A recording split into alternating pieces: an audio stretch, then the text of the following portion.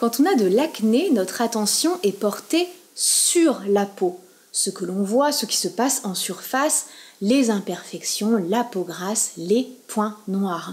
Mais le plus important, c'est ce qui se passe en dessous, ici, sous la peau.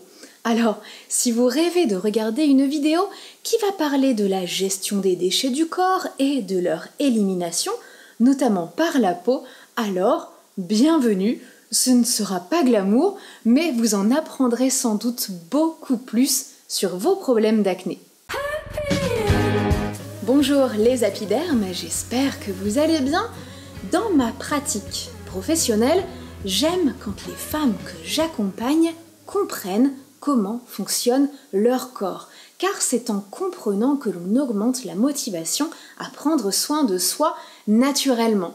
Alors aujourd'hui, je voudrais vous parler de nos organes émonctoires.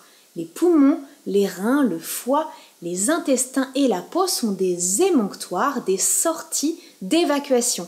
Et je peux vous dire qu'ils carburent à plein régime, car en 1 heure, notre corps consomme autant d'énergie qu'une ampoule de 100 watts, c'est dire s'il y a du travail. Alors quel est le rôle de ces organes émonctoires ? Eh bien, ils se débarrassent de tous les déchets que notre corps doit éliminer. D'abord, les déchets issus de notre alimentation. Je cite souvent Hippocrate qui disait que ton aliment soit ton médicament. Notre alimentation est notre carburant, elle apporte tous les nutriments dont nos organes et nos cellules ont besoin pour bien fonctionner. Mais malheureusement, on trouve aussi dans l'alimentation des substances qui n'ont rien à faire dans notre corps, des pesticides, des additifs alimentaires qui vont venir surcharger notre organisme. Et notre corps prend uniquement ce dont il a besoin. Tout ce qui n'est pas utilisé est également considéré comme un déchet. La deuxième catégorie, ce sont les déchets que l'on respire. Dans nos maisons ou nos appartements, l'air est chargé de pollution à cause des appareils de chauffage, du manque d'aération, les peintures, les substances contenues dans nos matériaux de construction. Nos produits ménagers, ce que l'on utilise dans nos maisons, contiennent également des substances chimiques que nous respirons. Et à l'intérieur, bien sûr, ça n'est pas mieux. L'air peut être aussi pollué par les activités agricoles ou industrielles, le trafic des voitures. La pollution intérieure et extérieure se présente sous la forme de microparticules, des déchets qui arrivent directement dans nos poumons. La troisième catégorie de déchets est liée à notre hygiène de vie. Le tabac, l'alcool, les perturbateurs endocriniens dans nos ustensiles de cuisine ou dans nos cosmétiques, les couches de vêtements que l'on porte issues de matières synthétiques, tout cela participe, qu'on le veuille ou non, à un encrassement de notre corps. Et la quatrième catégorie de déchets, ce sont ceux directement produits par notre corps. À chaque instant dans notre corps, des cellules meurent, nos organes et nos tissus produisent leurs propres déchets pour assurer leur propre fonctionnement et cela bien sûr doit être évacué à l'extérieur. Aviez-vous conscience de l'incroyable machinerie qui s'opère dans notre corps à chaque instant ? Notre corps est parfaitement conçu et organisé pour gérer et évacuer tous ces déchets. Mais imaginez maintenant que nos organes émonctoires qui sont en charge d'emmener tous ces déchets vers les voies de sortie étaient fatigués ou fonctionnaient au ralenti. Eh bien, cette formidable machine peut s'enrayer. La peau est le plus grand des organes de notre corps, alors elle mérite aussi toute notre attention. Organe de protection du corps, organe de régulation thermique. La peau est aussi un organe d'épuration et on l'oublie souvent. Elle élimine les déchets de 2 manières. D'abord, par la sueur. Les glandes sudoripares, qui sont logées dans le derme, la deuxième couche de notre peau, sécrètent de l'eau qui va se charger d'évacuer les déchets qui sont hydrosolubles. On retrouve dans la sueur les mêmes déchets que ceux qui sont éliminés par les reins.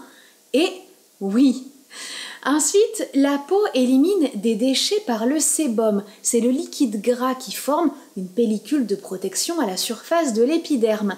Il est produit par les glandes sébacées, toujours dans le derme, qui évacuent les déchets lipoprotéines. soluble. Il faut comprendre que si la peau est le plus grand des organes du corps, elle est toujours la dernière servie, car elle est moins vitale que les organes qui sont cachés à l'intérieur. Alors il suffit que les toxines et les déchets s'y accumulent pour qu'elle fasse grise mine, t'interne, cerne, et vous imaginez bien que si les glandes sébacées sont saturées, eh bien vous dites bonjour à la peau grasse, à l'acné et à bien d'autres désordres cutanés. Je vous partage 3 conseils pour soutenir le travail de vos organes émonctoires, le foie, les poumons, les reins, les intestins et bien sûr la peau. Mon premier conseil, c'est de limiter vos déchets alimentaires. Je ne peux que vous inviter à fuir les plats préparés, les plats industriels. Ils sont bourrés d'additifs qui n'ont rien à faire dans votre corps. Mettez-vous au fourneau, ce n'est pas si compliqué. Vous n'avez pas besoin de vous transformer en chef étoilé. Il vous suffit juste de privilégier les fruits et les légumes de saison, les produits frais, de préférence locales. Votre cuisine peut être simple ou élaborée, c'est vous qui décidez, mais vous n'avez pas besoin d'y passer des heures chaque jour et surtout, vous serez très fier de mieux manger et vous vous sentirez également mieux très rapidement. Mon deuxième conseil, c'est de limiter les déchets dans vos cosmétiques. Une femme met en moyenne plus de 100 ingrédients sur sa peau chaque jour, c'est absolument énorme et la grande majorité de ces ingrédients servent au produit lui-même ou à votre expérience en tant que consommatrice. Mais la peau est un organe vivant et il y a des fortes chances que ce que vous mettiez sur votre peau se retrouve à un moment donné dans votre corps. Alors allégez votre routine cosmétique, tournez-vous comme l'alimentation vers des produits les plus bruts possibles, les huiles végétales, l'aloe vera, les huiles essentielles. Moins vous additionnez de produits sur votre peau et mieux elle se portera. Et plus vous lui proposez d'ingrédients de qualité, moins elle sera encrassée. Finalement, tout ça est assez logique. Mon troisième conseil, c'est de boire de l'eau. N'oubliez jamais que votre corps, tout comme votre peau, est composé à 70% d'eau. L'eau facilite l'évacuation des déchets dans les intestins, l'eau facilite l'évacuation des déchets dans les reins, l'eau facilite le drainage de tout notre corps. Alors, boire de l'eau, rien que de l'eau, voire des tisanes, ne peut que faciliter le travail de vos organes émonctoires. Le docteur Jolene Brighton dit « Si vous pensez ne pas avoir besoin de soutenir les capacités de désintoxication naturelle de votre corps, vous devez vous éveiller à la réalité de notre environnement, car nous sommes tous exposés à plus de produits chimiques que jamais auparavant. Alors, mettez en place ces 3 conseils, je vous assure que votre corps et votre peau vous diront un grand merci. N'oubliez pas de vous abonner pour continuer à recevoir tous mes conseils. Je vous donne rendez-vous dans une prochaine vidéo.